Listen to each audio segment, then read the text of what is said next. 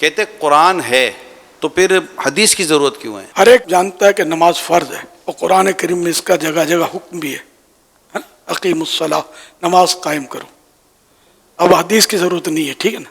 نماز پڑھو گے کیسے یہ بتائیں آپ۔ نماز کا طریقہ تو حدیثوں میں،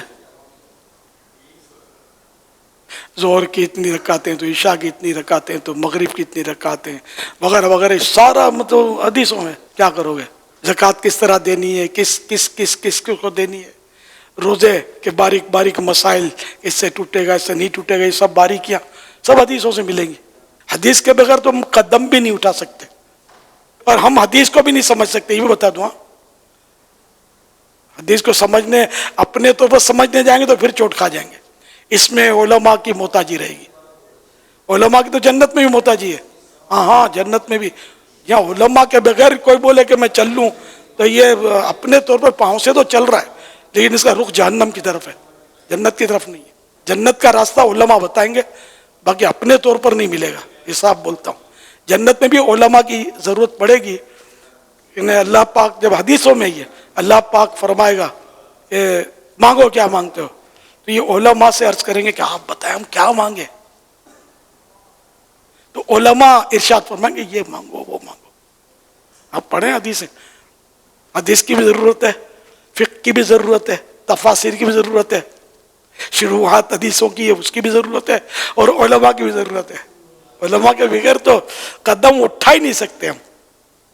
جو لوگ بات میں علماء کو لتاڑتے رہتے ہیں اور برا بھلا بولتے رہتے ہیں نا، یہ واقعی یعنی کہ جہنم کی طرف جا رہے ہیں، جہنم کی طرف جا رہے ہیں۔ ان کو پلٹ کر آنا چاہیے۔ علماء کے قدموں میں پڑے رہو گے تو جنت ملے گی، اور وایا مدینہ انشاءاللہ باغ جنت میں محمد مسکراتے جائیں گے، پھول رحمت کے جھڑیں گے، ہم اٹھاتے جائیں گے انشاءاللہ عز و جل۔ قرآن مجید فرقان حمید نے بیشتر مقامات پر نبی کریم صلی اللہ علیہ وسلم کی اطاعت کا حکم دیا، اور قرآن کو حضور اکرم صلی اللہ علیہ وسلم کی احادیث کے بغیر سمجھنا یہ انتہائی مشکل امر ہے، اور کئی مقام جو ہے وہ سمجھے ہی نہیں جا سکتے۔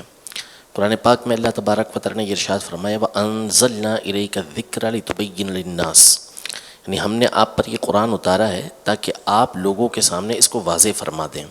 تو نبی کریم صلی اللہ تعالیٰ علیہ وآلہ وسلم کا جہاں منصب یہ بیان کیا گیا کہ آپ پر قرآن نازل کیا گیا، تو قرآن کی وضاحت بھی نبی کریم صلی اللہ تعالیٰ علیہ وآلہ وسلم نے یہ ارشاد فرمائی ہے۔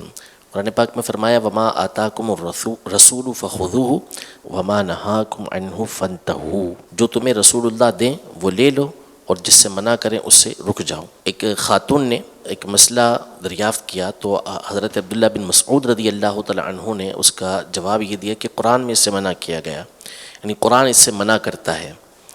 تو اس نے کہا کہ قرآن کیسے منع کرتا ہے؟ تو آپ نے ایک حدیث پڑھی، اور حدیث پڑھنے کے بعد فرمایا کہ قرآن یوں فرماتا ہے کہ وما آتاکم الرسول فخذوہ وما نہاکم عنہ فانتہوا، یعنی جو تمہیں رسول اللہ دیں وہ لے لو، اور جس سے منع کریں اس سے رک جاؤ۔ تو حضور علیہ الصلوۃ والسلام نے اس سے منع فرمایا، تو خود قرآن سے یہ بات ثابت ہوتی ہے۔ تو اس پر بہت ساری احادیث طیبہ نبی کریم صلی اللہ علیہ وسلم کے اپنی موجود ہیں کہ ایسا نہ ہو کہ میں تم میں سے کسی ایسے شخص کو پاؤں کہ جو ٹیک لگا کر بٹھا ہوا ہے تخت پر اور کہے کہ مجھے قرآن کافی ہے۔ تو مجھے قرآن بھی دیا گیا اور اسی کی مثل مجھے کلام بھی دیا گیا، یعنی حدیثیں بھی دی گئیں کہ جو آپ نے لوگوں کے سامنے بیان فرمائی ہیں۔ تو قرآن کی کئی آیات ہیں کہ جن کو نبی کریم صلی اللہ تعالیٰ علیہ وآلہ وسلم کی حدیث کے بغیر خود صحابہ اکرام علیہم رضوان کو بعض اوقات اس میں اشتباہ ہوا، اور حضور علیہ الصلوۃ والسلام کی بارگاہ میں حاضر ہوئے تو آپ علیہ الصلوۃ والسلام نے اس کی وضاحت فرمائی۔ مثال کے طور پر قرآن پاک میں اللہ تبارک و تعالی نے ارشاد فرمایا الذین آمنوا ولم یلبسوا ایمانہم بظلم اولئک لہم الامن وہم مہتدون، کہ وہ لوگ کہ جو ایمان لائے اور اپنے ایمان کے ساتھ انہوں نے کوئی ظلم نہیں ملایا۔ تو ظلم کہتے ہیں گناہ کو، وَلَوْ أَنَّهُمْ إِذْ ظَلَمُوا أَنفُسَهُمْ، کہ جب لوگ اپنی جانوں پر ظلم کر بیٹھے ہیں، یعنی گناہ کر بیٹھے ہیں، یعنی ایمان لائے اور ایمان لانے کے بعد انہوں نے ایمان کے ساتھ کوئی ظلم نہیں ملایا، یعنی گناہ نہیں کیے، تو وہی امن والے ہیں اور وہی ہدایت یافتہ ہیں۔ تو اب یہ پریشانی کا سبب بنا کہ ایمان لانے کے بعد اگر تو اصلاً سرے سے کوئی گناہ نہیں کیا تو ہی امن اور ہدایت ہوگی، حالانکہ ایسا بہت مشکل ہے کہ غیر نبی کے علاوہ کسی سے کبھی کوئی خطا ہونا، تو تو صحابہ کرام علیہ رضوان نبی کریم صلی اللہ علیہ وسلم کی بارگاہ میں حاضر ہوئے. بخاری شریف کی حدیث مبارکہ ہے, عرض کی کہ ایونا لم یظلم, ہم میں سے کون ہے کہ جو ظلم نہیں کرتا, یعنی کس سے خطا نہیں ہوتی, کس سے گناہ نہیں ہوتے.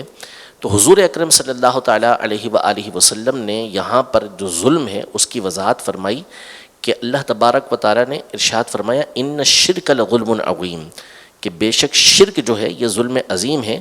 تو یہاں اس آیت میں جو مراد ہے ظلم سے وہ شرک ہے, یعنی کہ جو شخص ایمان لایا اور ایمان لانے کے بعد اس نے شرک نہیں کیا تو وہ امن والا اور ہدایت یافتہ ہے, یعنی وہ نجات پا جائے گا اور ایسا شخص ہدایت یافتہ ہوگا.